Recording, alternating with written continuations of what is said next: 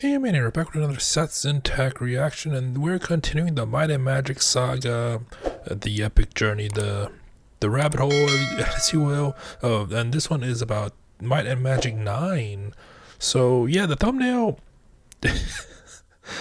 I I don't know if he knew of the image or if he searched various terms and found that image and just figured I might as well use that, but. Um, yeah, I probably would have to censor the bottom left, but it is what it is. You can see the original thumbnail on his channel if you want to, but that that's a thumbnail. I'm recording this on Halloween, and that's pretty scary. Anyways, yeah, Might and Magic 9, know nothing about it. Based off the previous videos, I assume this one's going to be connected in some way, story wise, if it's same, being in the same world as the previous two, 7 and 8. So yeah, let's just see what Seth has to say, and let me forget about that thumbnail. Hey people, Seth here. Oh yeah, there's that other thumbnail, but yeah, this one also no closed captions, so sorry about that. I can't enable it if I wanted to because it doesn't have it for some reason. Finally got to this point. Amongst all the good games I've covered, sooner or later we had to do it. This is it. This is when I start drinking. Might and Magic 9, The Writ of Fate. The last chapter in the original Might and Magic franchise. And the final nail in the coffin. Oh, so this was the last one before Dark Messiah? Or were there other like spin-offs afterwards? The last chapter in the original Might and Magic franchise, and the final nail in the coffin for both the developer and the publisher. Although it didn't directly result in their financial ruin, 3DO can take credit for that. Might and Magic 9 was like the final victim of a plague that was their poor management decisions. I don't know.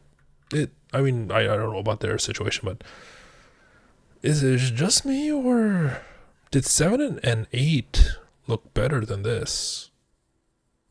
Like some of the ways that they handled 3D in the past, like some of it does not age well.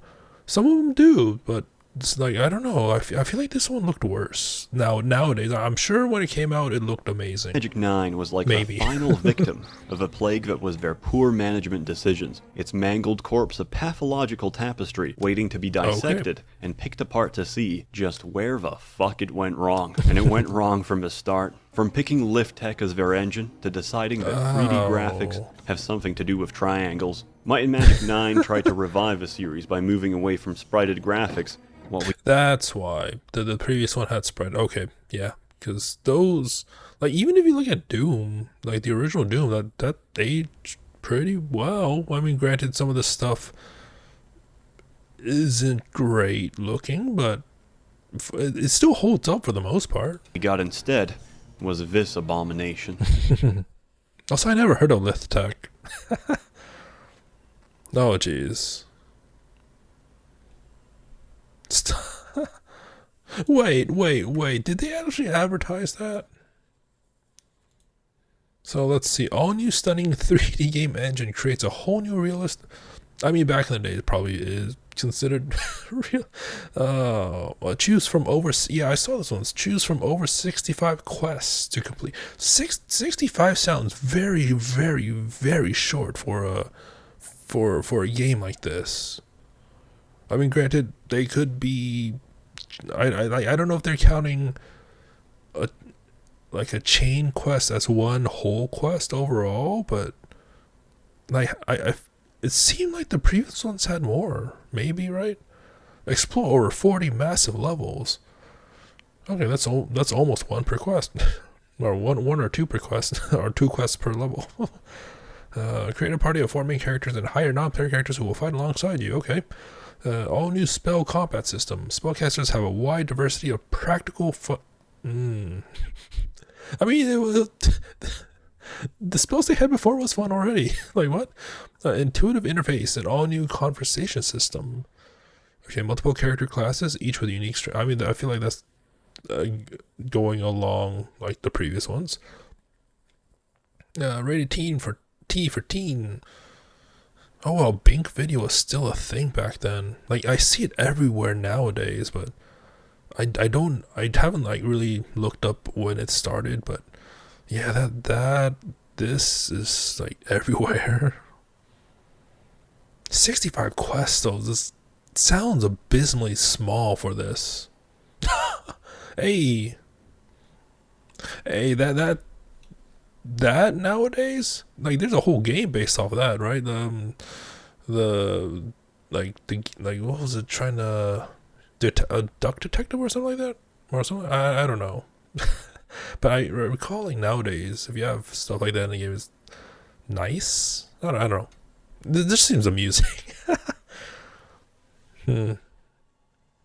Completely 3D.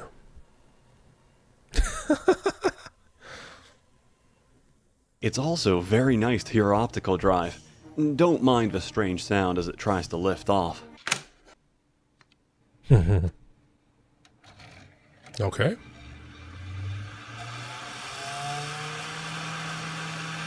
That doesn't sound good.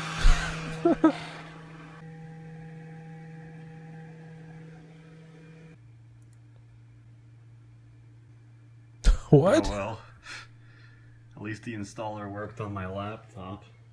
After you come to grips with a horrific art style, you can form your party. You can. Hey, wait. It said, where is it? Oh, there's like something about completely 3D, right? That's so amusing to me.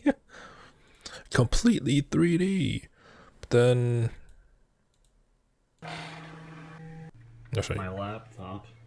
After you this isn't in 3D. I've been lied to. I mean, this is just a main come menu. to grips with a horrific art style, you can form your party. You can choose between birth defects and the offspring of first cousins. You can choose their personality, which varies from arrogant, annoying, or just stupid. Appropriately, I made a party of women. A short tutorial later, you're sent off on your quest to die in exile on the Isle of Asperger's, hopefully before your kind has a chance to reproduce. Oh, hold on. So that's a lot of... I feel like if it's nowadays, they'll be talking about the Ocean Gate, but okay. You might now realize that something's a bit off. Remember those maps I showed you of Might and Magic 6, 7, and 8? They're not here anymore. We're not even on the same planet. Instead, we're on the planet of Sturmford, Drangheim, Gubeland, Fjorgard, Fronheim, and Frostgard. Now that I think of it, this isn't even a fantasy map. This is just a map of Denmark. Following the events of Might and Magic 8, we stopped Eschaton. But it didn't really matter because somebody made a sword that nukes the planet if you ever use it.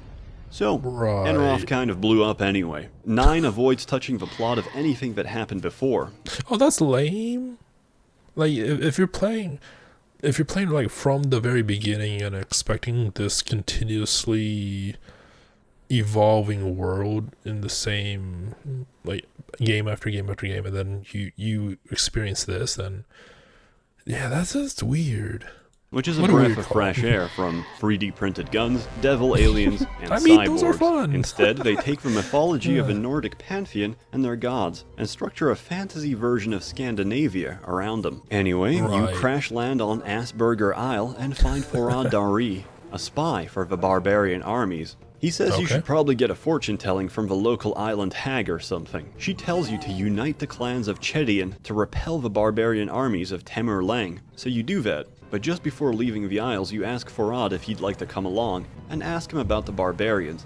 He says they're nice people, so you unite the clans and prepare to fight the barbarians. But you need to go cotton picking for an old lady, so you ask Forad Dari, a spy for the barbarian armies, to lead the 6 clans against the barbarian army while you're away. Unfortunately, it turns out that Forad Dari was a spy for the barbarian armies all along, and has betrayed... Was that a floating axe? Like, it turns out that Forad Dari was a spy for... We're working as intended, right?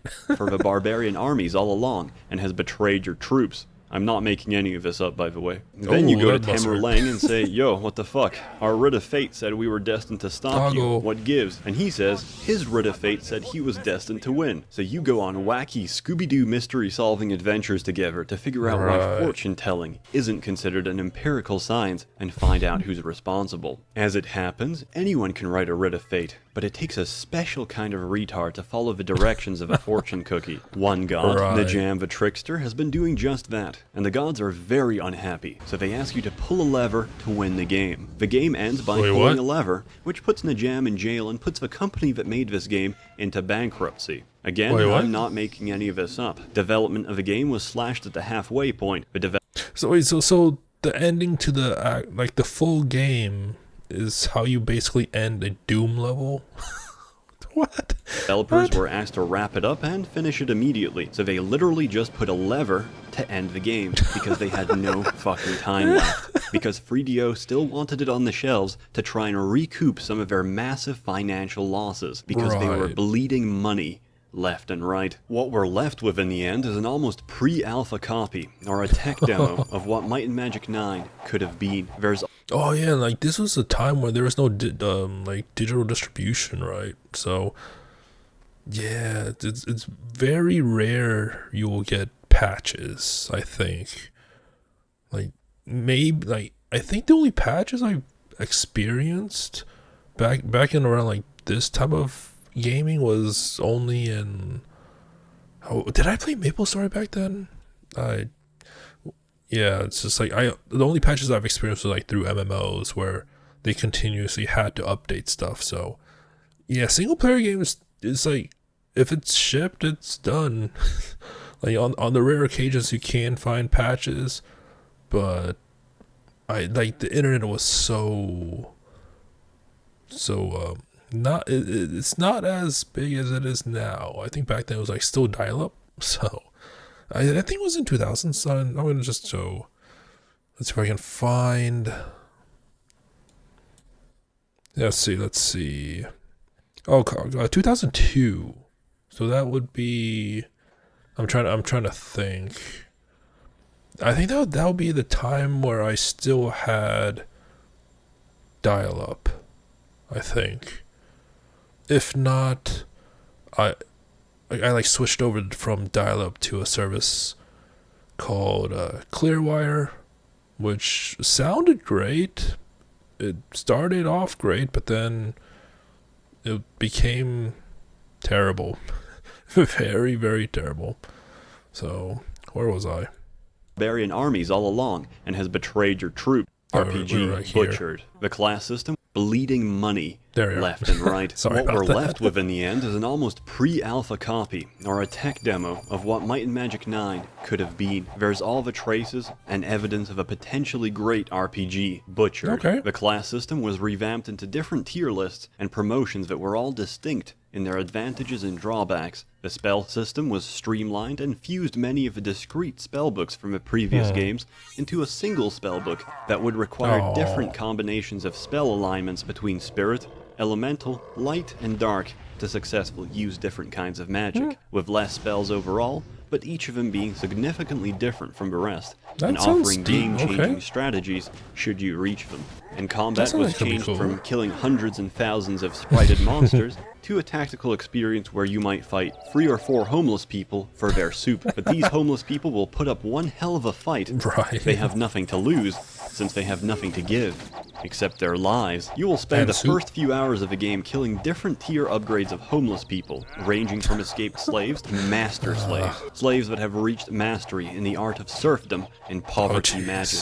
The quests in this game are fairly interesting as well. Actually, I retract that opinion. The quests are garbage. Fuck this game. Easily the best feature of the game is the music. The compositional score is absolutely amazing and probably one of my favorites from a series. That about covers it for the good. The bad is everything else. Hi there. Would you like to buy some armor? Finding people in towns is an experience, since most houses are locked and you can't be sure if the person walking around is either a generic elf peasant with 2 lines of dialogue, or the only trainer for disarming traps within a 500-kilometer radius. The only way to find out is to question all the generic character models you see, which will quickly drive you insane. Even when you discover where someone is located, there's no ability to take notes or put annotations on the map, so you'll repeat the process all over again. I noticed that he's trying to bunny. Can you bunny hop in this game? So I'm noticing he's trying to do that, trying to just speed through this game. The other big gripe is the sound. The music is great, but something is off about the sound. Maybe it's the fact that there are several sound effects in the game that are 100 times louder than anything else. And so this was the inspiration for the knockoff mobile games that I played in the past. Oh, geez, like every scammy, I would say scammy, like very questionable mobile game I played in the past, because I'm on my gaming channel, is just, the audio levels seem fine for the most part, but then once you hear the sound effects, they just like cranked it up to like 1000% or something, and it just bleeds in my ear. It's so bad. It's so bad. It's not even just a one-time thing. It happens more often than not. Will either rape your ears when you hear them, or burst your eardrums. Unfortunately, one of these sounds is the sound of the coast, which is a shame since each of the areas are different isles reached by water and surrounded. Is a coast made of oil? By water. So if you dare get in range of the docks, you will be assaulted by the sound of waves crashing against your skull. Unfortunately, the other one of these sounds is the sound of birds chirping, which is a shame since each of the areas are different isles covered by trees. So if you dare get out of range of the docks, you will be assaulted by the sound of magpies screaming and drilling into your brain. But there's another problem. I can't lower these sounds. Lowering the volume in the menu slider does nothing. They aren't controlled by the audio menu. They're above it and not subject to its laws. As a final piece of... I mean, this is a little bit of a tangent. I mean, I've been making tangents here and there, but back in the day in Guild Wars 2, when I think when people had legendaries for the first time, and there was a legendary short bow called the Dreamer, and when you shoot the bow, it shoots out these, I think they're unicorns or magical horses, I think, and they were very loud, and you could not, I don't think at the time you couldn't even change the levels for those as well. So yeah, that was my goal back in the day, trying to get that legendary. So it is what it is. It's so weird that how some sounds can't be controlled by volume, even though you would think it should be. Criticism. This game contains the worst designed puzzle I've ever seen in a game, bordering on sadistic. So during the main quest, you need... Wait. What was that one? Worst designed puzzle I've ever... So we got only for geniuses. Okay.